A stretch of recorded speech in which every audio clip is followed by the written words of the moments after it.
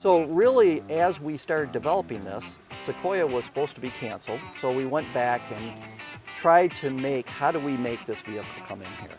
And I probably shouldn't say this, but I had to get a little creative with the board, and I would share as much as I can. So from the B-pillar forward, the goal was to be the same as Tundra.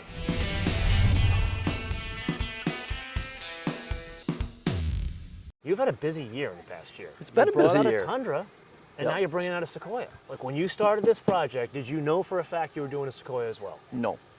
What changed? A lot of arm wrestling, a lot of negotiating, but quite honestly, Sequoia itself, we couldn't make a business case for it. It's a great vehicle, but we sell about 8,000 of them a year. So you can imagine, I want to make a whole new body and frame and spend, I don't know, several $100 million on a vehicle that I'm selling 8,000 a year. It makes it for a hard business Let's case. check in on that for a minute. Just in general, not just Tundras or Sequoias, but let's say I want to develop a whole new car. How much does that cost, a program like that at any car company? What would that cost? A whole new vehicles, just ballparking, I can't give you exact numbers, but it has B's behind it. Like 1 billion, 3 billion? Somewhere in there. Something like that.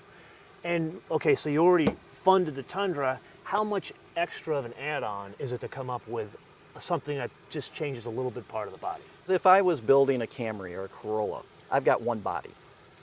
And in the old days, you might have a coupe and a sedan, but then you have two bodies. In a pickup truck, we have two cabs and 3 bed lengths, and each one of those are not a completely unique development, but as you start putting that puzzle together, you start combining cabs and beds together, the vehicles have to be tuned and developed as an individual. So we went about, how do we make a business case to develop that? And how do I sell that to the board of directors at Toyota? This is what I want to do. Sequoia we sell in some other countries, but really the majority of sales are here, and they're not high at the time because there's millennials who have this anti-minivan complex, and they've got growing families. A pickup truck may not have enough seating in them to do what they want. So we looked back and we said, well, how do we make Sequoia better? Now the other part of that is I have grandkids now, and I thought I passed the whole... You are old. I am old. And it's not just the hairline. It's not just the hairline. I'm an old guy. And I thought I was done with the car seat portion of my life a long time ago, but now I have grandkids. And my wife, who's driven FJs and she's driven 4Runners and these type of things, came to me and said, I asked her, I go, so I need to replace your truck. She was driving a Tundra at the time. I go, I need to replace your truck. What do you want? She goes, I need a Sequoia. I'm like, for what? She goes, we have car seats. We have grandkids. So really, as we started developing this, Sequoia was supposed to be canceled. That decision was how recent that it was supposed to be canceled? That is when we started the program, and we proposed that Sequoia was supposed to be phased out when the new truck came in. This one came in. And so we went back and tried to make, how do we make this vehicle come in here? And I probably shouldn't say this, but I had to get a little creative with the board, and I would share as much as I can. So from the B-pillar forward, the goal was to be the same as Tundra. The powertrain. Was that different than the previous version? Yes. The great thing with our new platform is because it's a shared platform, we combine 3 into 1. Now Land Cruiser, which is already an SUV, is on that platform. I got Tundra on the platform. And we lost Land Cruiser in North America, so I used that to go to the board and say, if I lose Sequoia, we don't have anything in this market anymore. But I can share all these components, and the powertrain will be only hybrid. Huge point about the Land Cruiser. So we have the LX600 here in the US. Mm-hmm. Everywhere else gets a Land Cruiser. And as far as I could tell, the Land Cruiser, it didn't sell like 25,000 units a year, but then again, it was a $100,000 vehicle. It didn't not sell. Did the Sequoia have something to do with the Land Cruiser not being here, or was it vice versa? Or am I thinking conspiracy theories? Well, it really didn't. The problem with the Land Cruiser is the Land Cruiser is a very expensive vehicle that's very capable. Land Cruiser sells extremely well in Australia. And there's some gray market pickups in Australia.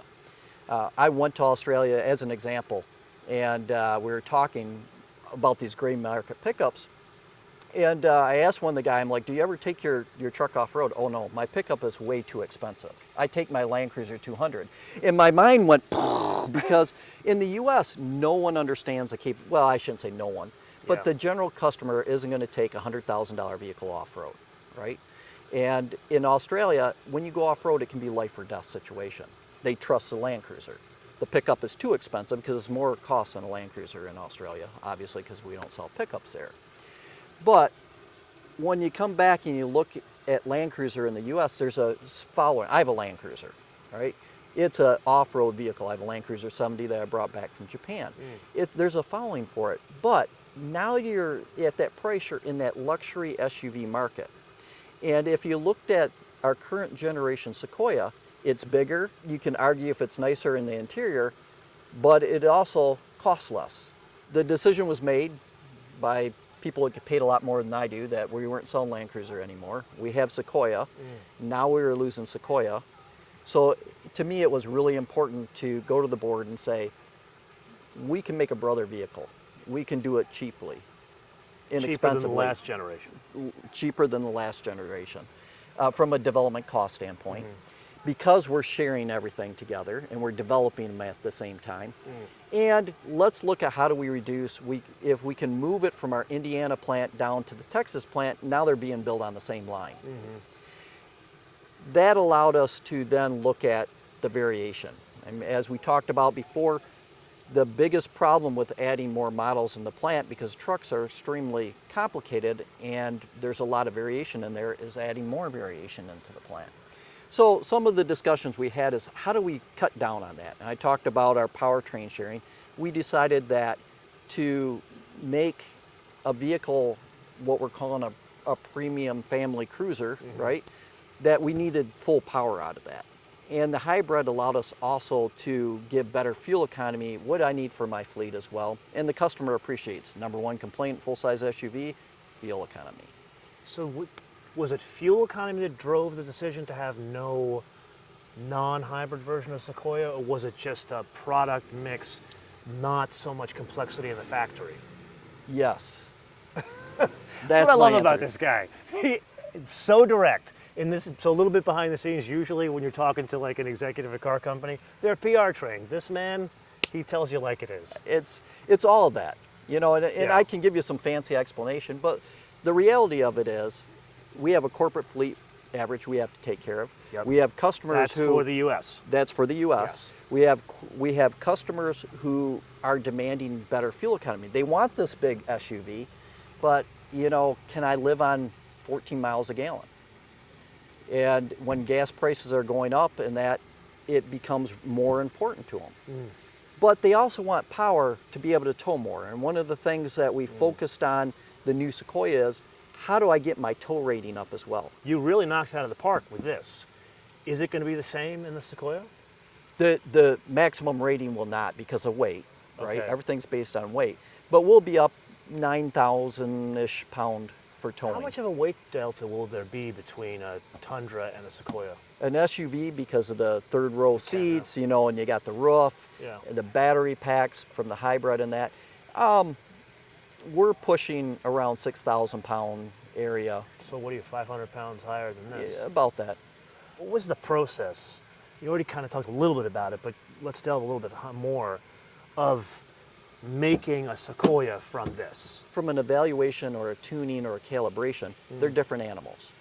And it takes different resources to do them. So it's not so much the development, it's fine-tuning the vehicle. It's fine-tuning the vehicle. How much time does that take for each flavor? Tens of thousands of hours. Really? Yes. No wonder why you have no hair. Yes. Well, powertrain and suspension tuning, at least in our system, we want to make sure that it's, as you've driven our vehicles, we want to make sure it's good on-road, it's good off-road, and since we're heard from our customers, we need to put more emphasis on towing. We want to make sure that towing, light trailers, heavy trailers, uphills, flat, small grades, and it's not the going up Davis Dam or Eisenhower that's the problem. It's that slight 1%, 2% grade where it just kind of creeps up on you and you're into it. That really customers have problems with. This is where busy shift comes from, right? The engine, isn't quite sure what gear it wants to be in to do what you're asking it to do. So how do you accomplish tens of thousands of hours in, what was the development cycle of this thing, 5 years? 5 years. How big is how do you accomplish that many hours of fine tuning of We have one engineer that we never let sleep. But, no.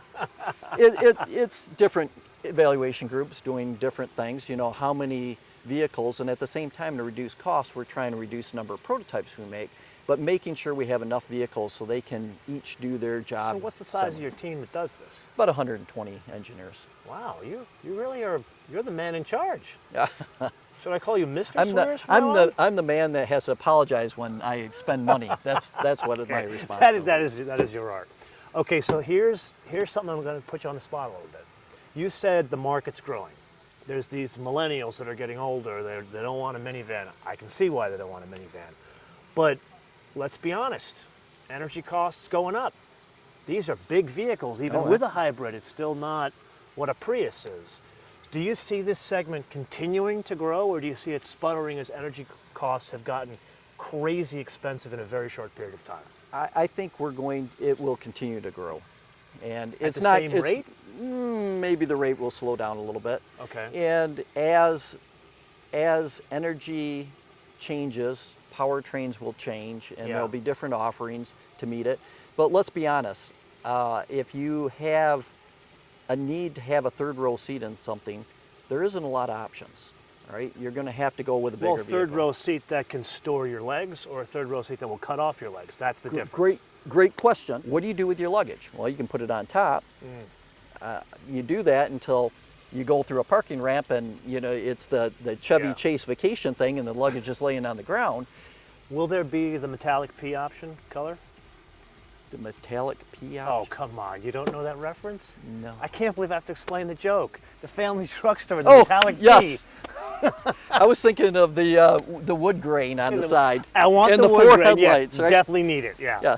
Yeah. But when you're looking at that, where do you put your luggage? So talking with our seat engineers, we decide, well, let's take the adjuster off that because no one really moves that seat. Yeah. Talking with our customer base, let's put it on the third row.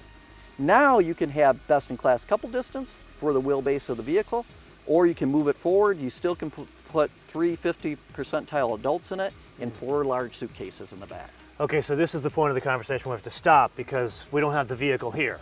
What these guys don't know is we're seeing it in person for the first time tonight, even though I've seen pictures of it. So you have to come back on the show, and we'll have to, you know what, we got to drive it together. I think that's what we got to do. Well, it'd be fun. We'll drive it together. And you know what else you got to do for me? You got to invite me on these 10,000 hours of testing. I want to go to like the Arctic Circle. So if I've been to the Arctic Circle. I want to go. It's awesome. You won't even pay me. You just have to pay for my flight. So there. yeah, we will take you up to winter testing because you will truly appreciate -30. Provided we get to go like to the middle of the desert in like the Middle East and to testing as well on that. I want both. I have done some testing that there was a lot of pucker factor in there. We'll just put it that way. So we're going to do that together. So this is the point where we turn the episode around to these guys. What insight do you want back on the Sequoia? What do you want to hear back on? As a full-size SUV, as an owner of one, what are the things that we're missing that they think are necessary? You know? That's a good question. I'm going to add one more. Is he right or wrong about his prediction on the full-size, the growth or lack of growth of the full-size market? Because I intend to take you to the woodshed in a year if you're right or wrong. You don't have to, because if I'm wrong, I have to wash Akio's car for the next 20 years, and that's where I'll be in Japan washing those cars. So. Well, Akio's a big Buc-ee's fan. I think they have a car wash there, so you can get away with that. They do. And you get the roast beef or the remember, brisket. I spend a lot of money, and I will be punished harshly if it doesn't. So. On that note, this will turn this around to you guys to answer these questions. And before we go, you got to give him a Monty Python impression. You got to do it. Come on. You got to do it. I can't do it again. I got in trouble last time. I can't do it again. How about walking off camera as the silly walk? How about at least that? Give us that. Come on. I can't. Get into it. This guy's worthless. He's fired.